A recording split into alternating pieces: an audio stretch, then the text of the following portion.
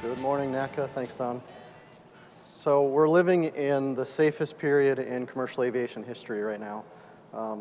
All the enhancements and the things that we've done to make safety impactful and drive safety into all of our operations has really helped establish a new metric, and every year we beat new metrics as we go forward.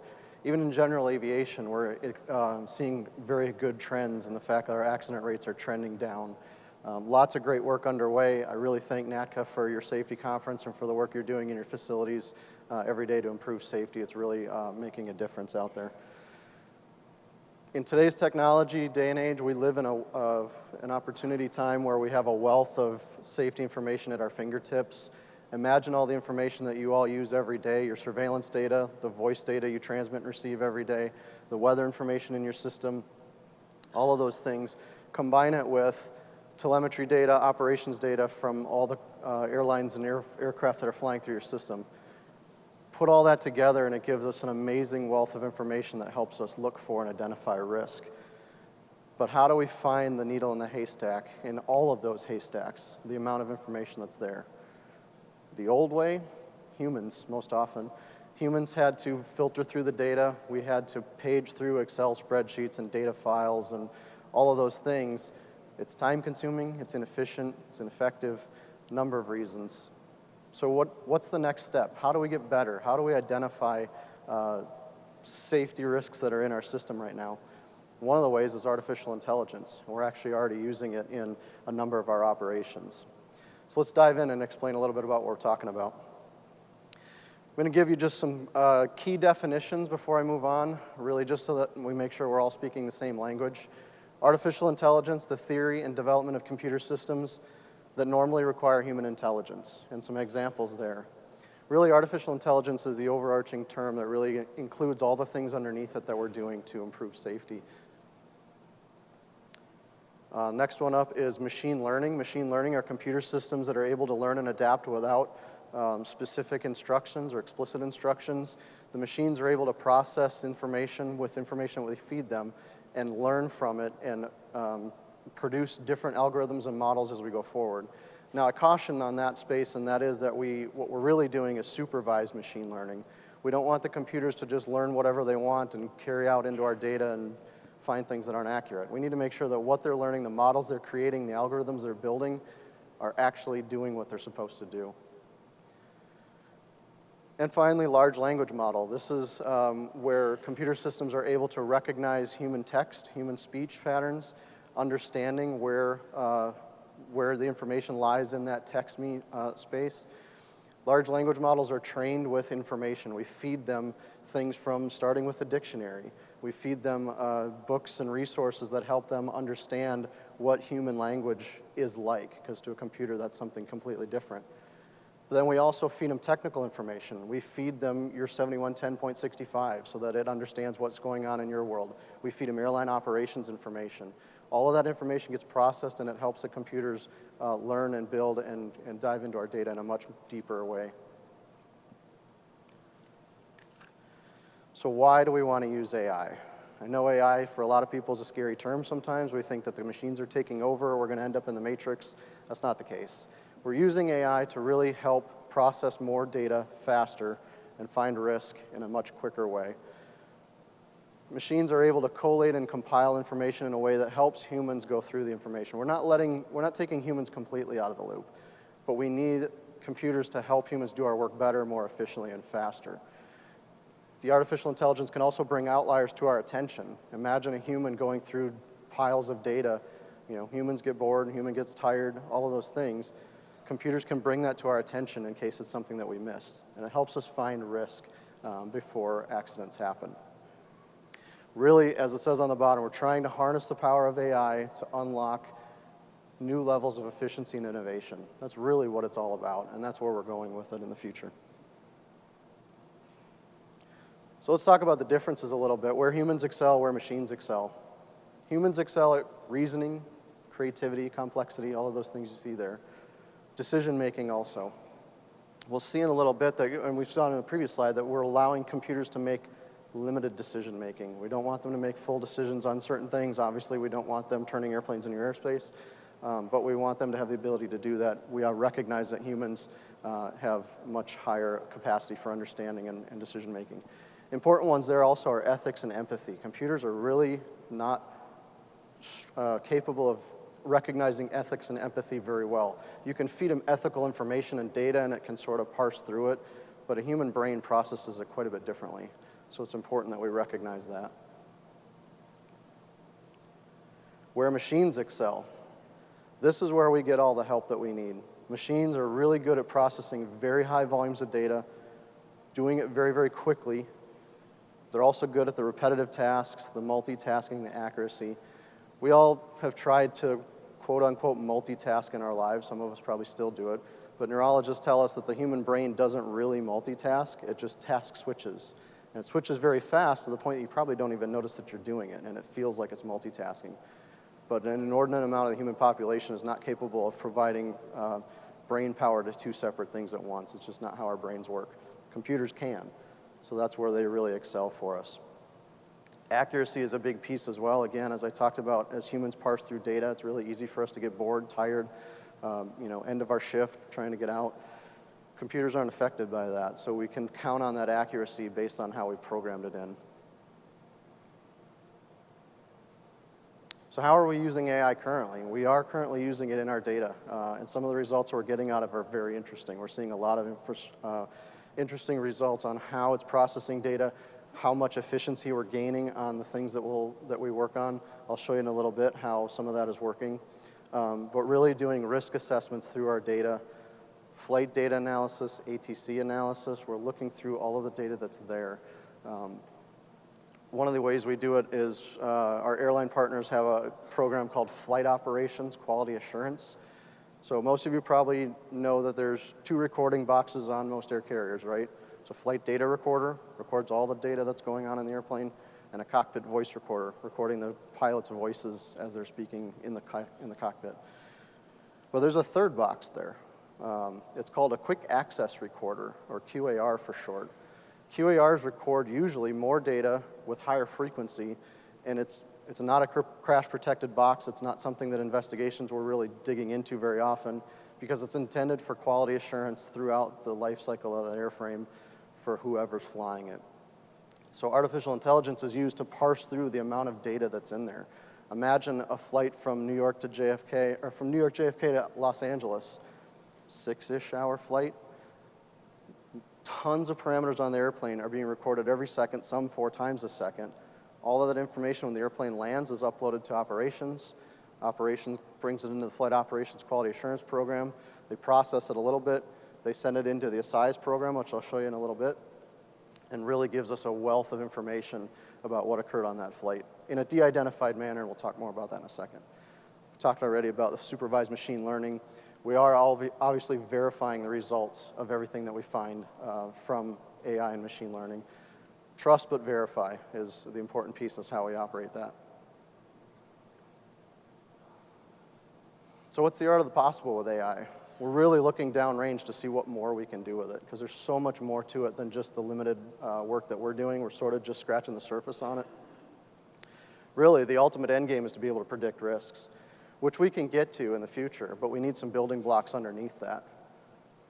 Here's just a few of them. We need safety insights from the reports and from the data. We need to monitor for precursors and contributing factors, and then we need to look for data anomalies. All of those things in that Flight Operations Quality Assurance box, every now and then there's a little data anomaly that sometimes humans don't catch. AI can a lot of times catch it. It may be nothing. It may be something, a wind shift or whatever, and the airplane reacted a way it maybe wasn't expected to. But every now and then we find little nuggets of information in there that are very critical to what we're looking for. To have those things, we need an established foundation of artificial intelligence resources underneath. That's where we're really leaning ahead right now in the agency and with our commercial partners, trying to build out the artificial intelligence resources that will really help us drive further into the future with more computing capability, more processing speed, all of those things. But below that is one last step, and that's governance protocols and data agreements. As we're doing all of this work through this data, we want to make sure that we protect it. It's not our data at the FAA, most of it isn't. Some of it's our data from surveillance and all of those things. But the data that's not ours, we need to make sure that our stakeholders recognize that we're protecting the data, we're only using it for safety, There's no nefarious intent with it of any kind, and that's what those data agreements are all about. The agreements that we have with airlines that submit information to the ASIS program are very robust. It tells us exactly what we can and can't do with that data. It outlines how the data is de-identified so that it doesn't have the exposure to potential risk. And all of that is built into those agreements. So let's go one step farther on an implementation approach on how this works. Again, I talked most about that there, the IT infrastructure resources on the bottom. We need those resources in place. We need funding for those resources. We need those resources built. We're moving so much of our data into cloud computing now. In the past, it was always stored on premises at FAA resources or in the ASIS program. Our trusted third-party element is the MITRE Corporation. Most of the data there was also hosted on premises at MITRE Corporation. We're moving into a cloud structure for a number of reasons. For one, cost, efficiency, speed, but for more, it gives us the chance to add more processing power to the data and use our artificial intelligence tools even better than what we're already doing. The next step up is really the let's feed the AI systems. We're looking at safety data blocks, data building blocks, data standardization, dictionaries. Again, this is the stuff that we're feeding the machines so that they can learn. We're feeding in procedures, operations, all of those things so the computers know what exactly it is that they're looking for and how they can identify anomalies in that data. The next one up is enterprise safety services. This is where we get something back. This is where we fuse information together with multiple data sources. We get a complete flight story on particular flights, again, in a de-identified manner. We're really just looking for where the risk exists in the system, and that's where that block is. And of course, the pinnacle of that is risk-based decision-making. We use all of the information that's underneath there to make the critical decisions about how we utilize our airspace. You all do this in your brains in an instantaneous moment when you're working traffic. But as we look at how we build the system for more resilience and safety going forward, we need all of this information underneath it. Okay, one of the cool things that we're doing is auto classification of reports. This really helps humans get through mountains of data much, much faster. We're looking at, again, the flight operations quality assurance. We've got a number of common taxonomies that we've worked out between the U.S. Commercial Aviation Safety Team and ICAO and worldwide partners. And you'll see a number of those in a few minutes, but we're really wanting to build all of the reports into those particular buckets where they're affected, where the risk exists. And then in air traffic integration, at some point, we'd like to probably be able to do this inside of MORs. We're doing a lot of it on the ASAP side already in ASIS, but we can get to the next level here with some of the other data that you all have in the air traffic world. So here's an example. This was an ASRS report that came into the ASIS program from an unidentified airport, from a flight instructor and his student. And the instructor tells us they had the current ATIS information with winds at such, 170 at 9 knots. According to the reporter here, the tower changed the ATIS information and didn't say anything. The winds were much worse than they actually were. The winds ended up being 16 knots gusting to 26. And the fact that no updates were provided. Now, there's clearly risk in the system. We want to look at this. So imagine a human being reading this report, picking out the important pieces of it, highlighting it, circling it, whatever, tagging it into common taxonomies that so we can bucket things, and then analyzing what the final result of that report was. What are the key pieces we'd pull out? We know that the wind was 170 degrees, 16 knots gusting to 26. That's an important part at the time of the incident. Aircraft came to an abrupt halt and experienced a prop strike. That's an important piece because that's a result of what happened. And then it also tagged in the fact that a flight standards inspector came out to this incident and tagged it as an incident. There wasn't enough damage to say that it was an accident. There was no fatalities or injuries, so it was just classified as an incident. So that already helps us kind of categorize those things. Again, we walked through that. It's taken a few minutes. We would have to write a report and do all those things. Let's look what the computer did. The computer processed that same exact report, and it created those taxonomies by likelihood of occurrence. So loss of control on ground is the most likely one with a 99.85% confidence level based on the information that was in that report. And then it tagged a few others: surface anomaly, runway excursion, turbulence encounter. Just because there's information in that text that may have something to do with those, but if you look at the probabilities, it's pretty low. So the computer system recognized that the most likely situation here was loss of control. Again, in the bottom, it's doing its own thing, scrolling through and highlighting the pieces that are important. All of that, and it picked out the fact that wind was gusting to 26 knots. All of that took 2 seconds for the machine to do. And then the next thing down that won't come up as a highlight, but explanation took 18 seconds. That's where the computer created an explanation. It created a fault tree. It provided resources to an analyst to say, here's what we think happened in this incident. 18 seconds. Would have taken a human a lot longer than that. So that's just an example of sort of what we're doing with this data and what we're doing with AI and how we're using it to auto-classify some of the work that goes on. Let me get into the ASIAS program. So I mentioned this on the outset. This is the Aviation Safety Information Analysis and Sharing. You all are contributing data to this, even if you don't know it, and we really appreciate it. Here's what the program looks like. It's a public partnership with industry. So we feed data as FAA. Industry partners from the air carriers and general aviation feed data as well. All of that information is used to process and look for risk.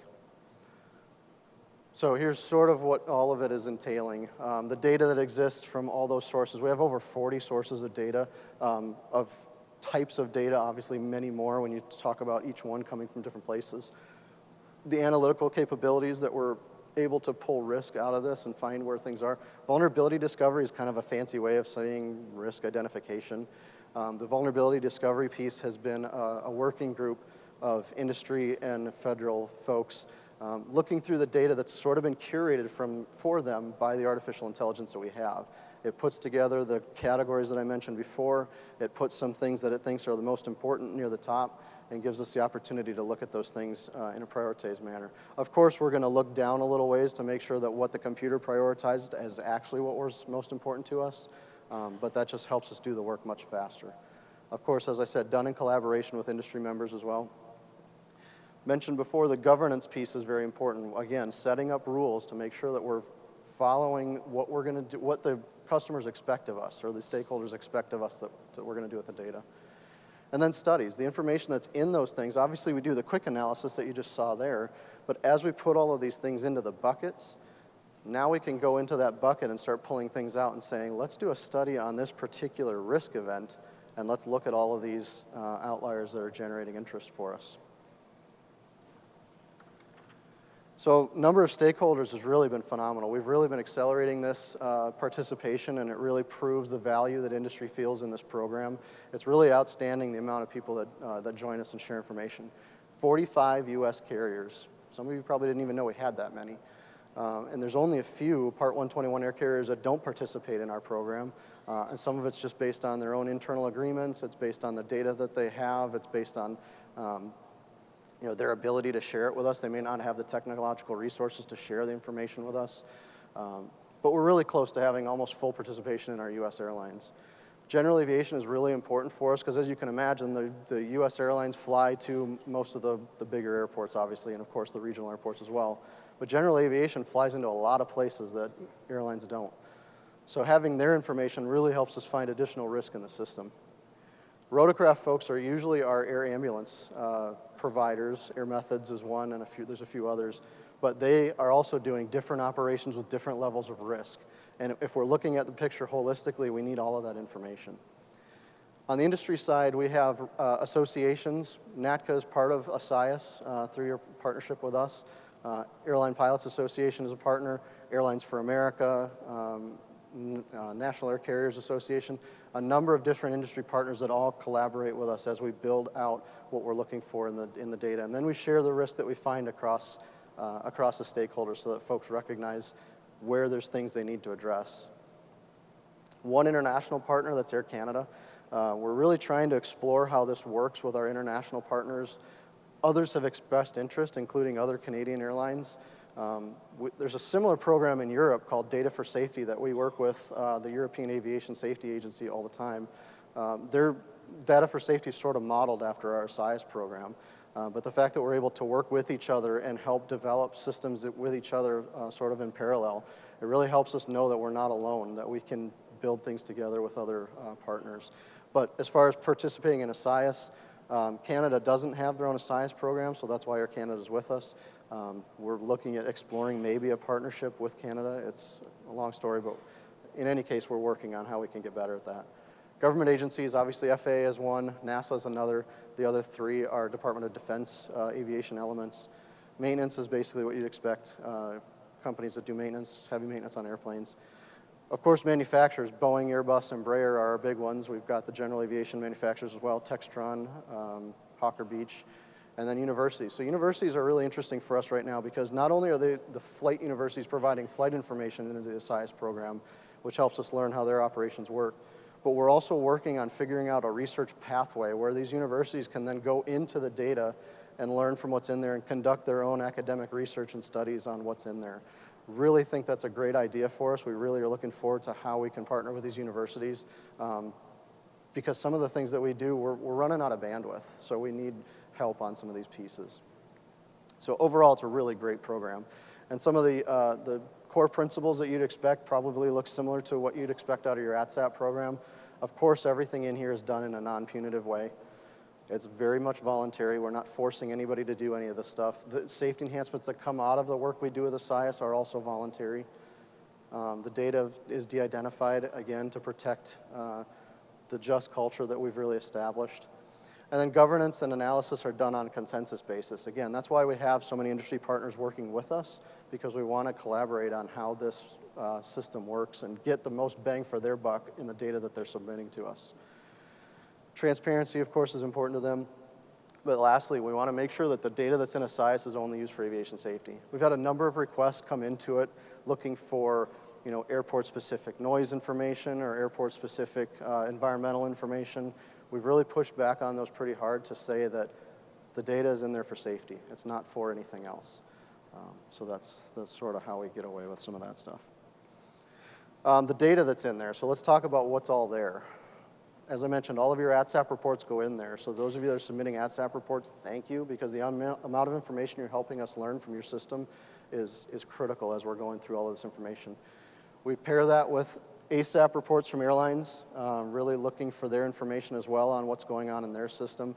The middle part is that digital aircraft flight data. That's what I mentioned before, the flight operations quality assurance data. That's where that lives.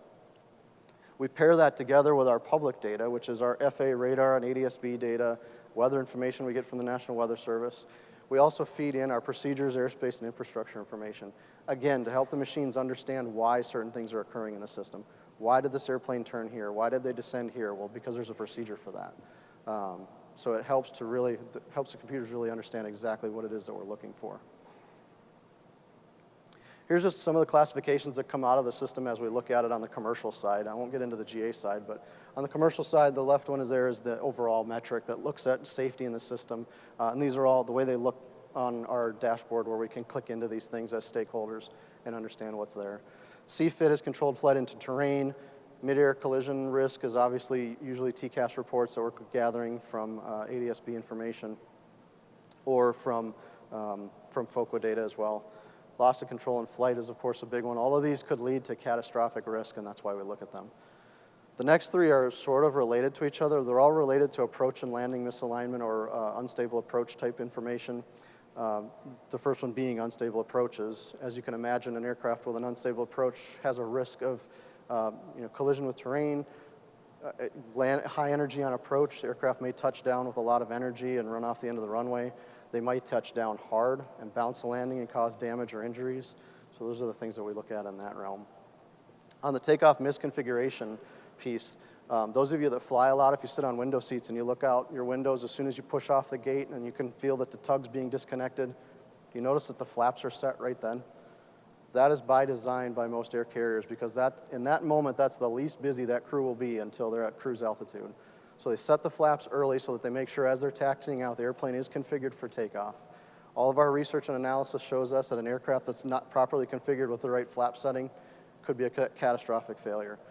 The airplane is designed to fly at a certain speed at a certain flap setting, and if it's not set properly and the pilots pull back on the stick, nothing happens. They continue rolling down the runway, gaining speed, It could end in a catastrophic result. So that's why that one's so important for us. Where we look at risk in this one is in de-icing, because depending on the carrier or the conditions, the airlines will taxi out with the flaps set as they normally do by procedure.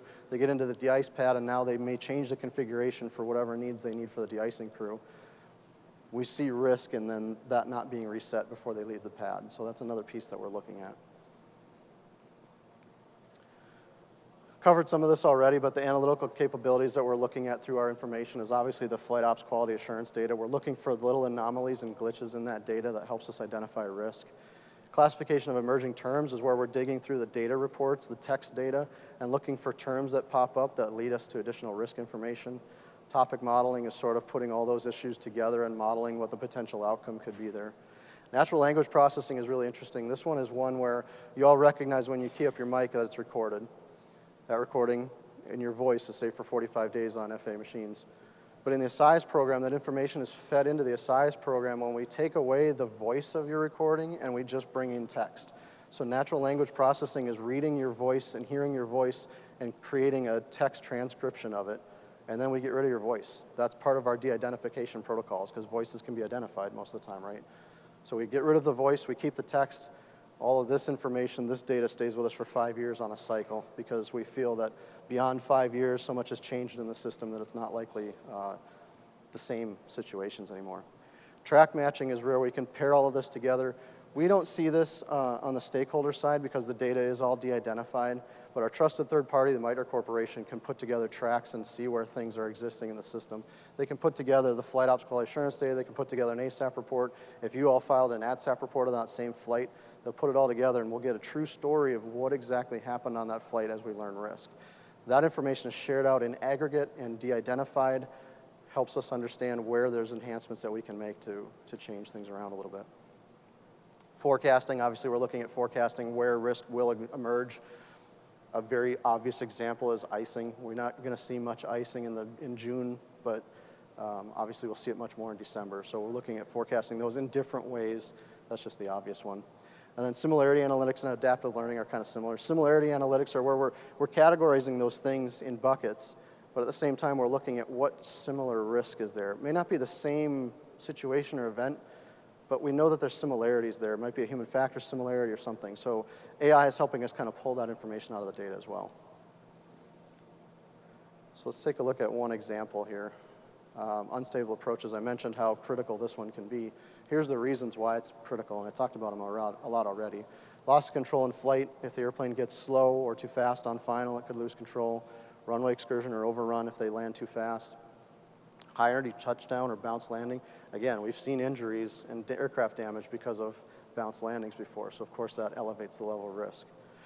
So in our ASIS system, we had the MITRE Corporation dug through it, and the artificial intelligence identified a couple of key airports where the level of unstable approaches were slightly higher than the NAS average. So when they did that, they looked through it a little bit more, and there we go. They identified the airports. Analysis and studies were conducted by analysts in the company there. They reached a conclusion that said, hey, these particular airports, there's something wrong here. Let's do some outreach and understand what's happening.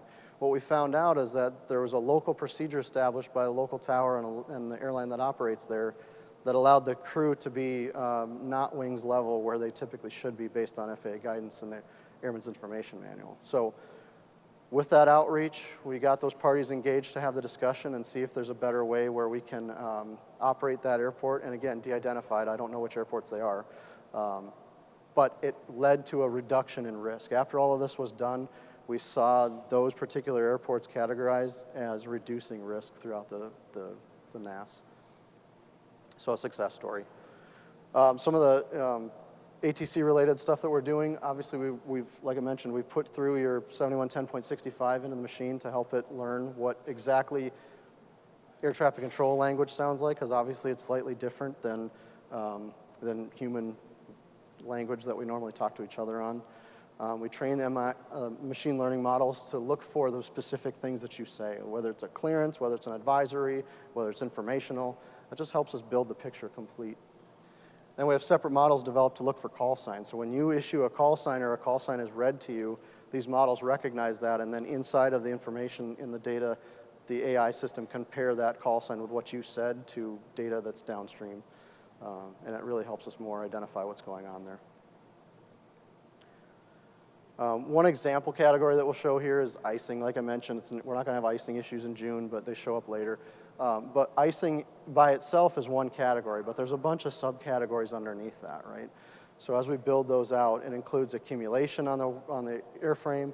It could include carburetor icing for our general aviation folks that are driving piston airplanes, windscreen icing to where the crew can't see out of their windscreen, and then accumulation on sensors and antennas. You guys have probably worked flights where it sounds very garbled for an aircraft in the winter months. A lot of that could be icing on their antenna, which is rather interesting. So we categorize this and look through it even further. We push this into the machine and it comes out with all these subcategories. All of these are trained into the computer so that the computer knows what it's looking for. As we pull apart that risk and look for it, it can sort of subcategorize some of these things and give us an idea where to start. We can also pair that then with the weather data for that particular flight and get a little bit of insight into what conditions were forecasted, what conditions are currently ongoing according to other PIREPs in the area.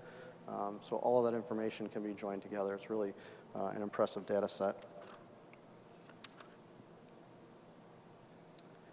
Okay, the last thing I want to talk to you all about is the vision for the future. This is FAA's vision for the future, the Info-centric National Airspace System. It's really about a continuous modeling, monitoring, and verification to provide in-time safety assurance. There's 3 pillars in here that you'll see in just a second. On the safety assurance side, this is what it is. We're looking to detect anomalies and alerts in real time for changing risk. So the utopia for us is that as these machines are learning our system, they're able to predict where risk may occur based on changing conditions, based on traffic volume, based on weather in the system, based on aircraft configurations, and potentially alert the crew or alert you to where risk may exist in the system. So it's really an interesting idea. It's targeted for like a 2035 time range, and of course there'll be build up in the middle, but we need to develop into this. I'll just show you a quick video just to show you what that looks like.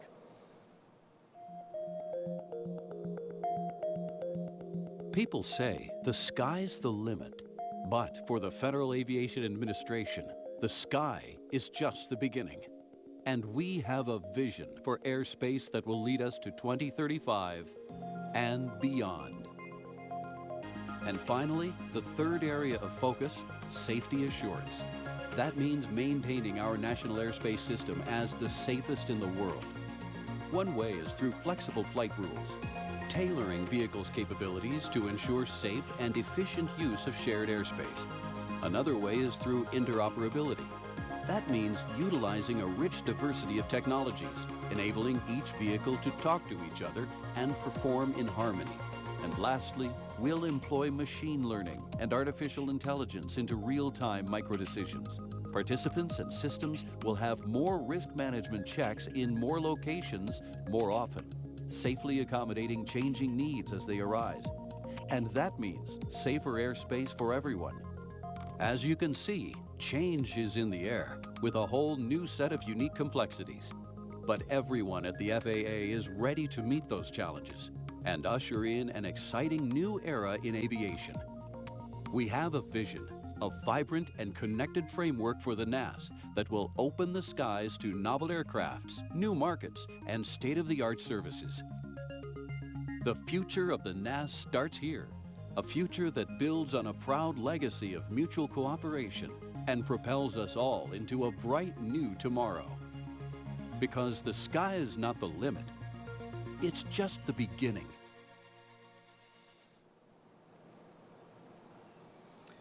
Okay, so if you couldn't already tell, that video was clipped. I didn't want to put you through the whole thing.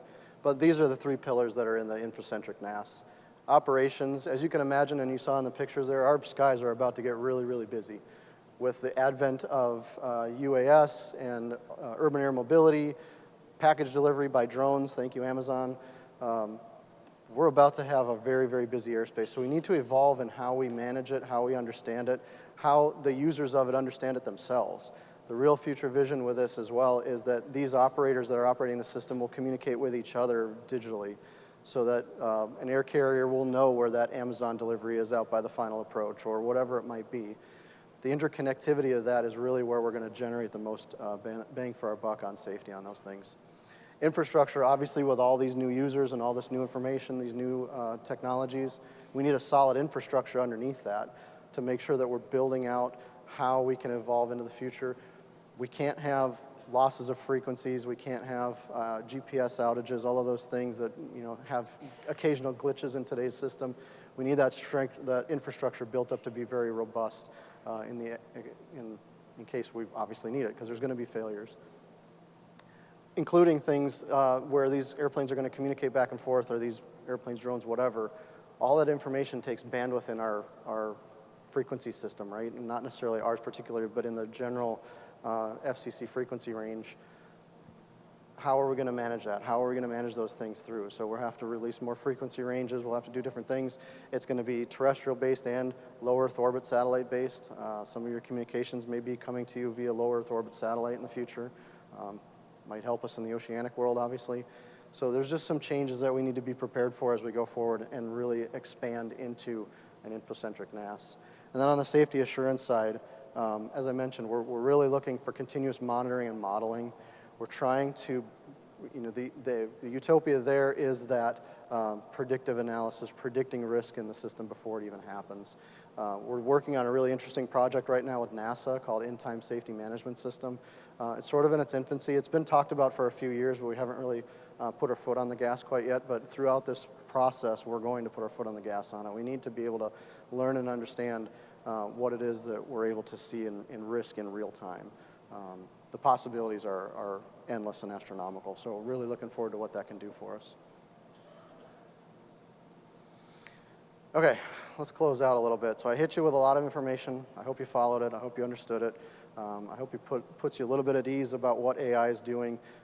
Obviously, we're doing this in a very protected environment, trust but verify. We want to make sure that the machines are learning what we want them to learn. We're expecting them to do the work for us, but also we have to verify to make sure that the work is being done properly. We talked about the art of the possible on AI.